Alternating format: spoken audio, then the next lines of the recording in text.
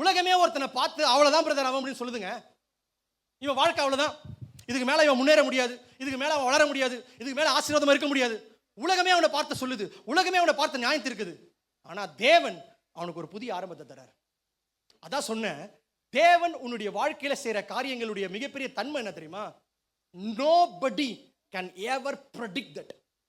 உங்களை பார்த்து இவன் இவ்வளவுதான், இப்படிதான், இப்படி இருப்பாங்க, ஒரு கடைசி வரைக்கும் இப்படிதான் இருக்க போறாங்க, இவங்க வாழ்க்கையில எதுவும் முன்னேற்றம் வரவே போறது இல்லை, இப்படிதாங்க இருக்க போறாங்க, எப்படி முன்னேறலான்னு பார்க்கறான் அப்படின்னு சொல்லி உனக்கு தெரியாம எத்தனையோ பேர் உனக்கிட்ட சவால் விடுவாங்க.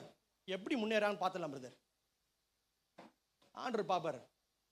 யாராலுமே கணிக்க முடியாத உயர்வை தேவன் உனக்கு தர வல்லமை உள்ளவராய் காணப்படுகிறார்.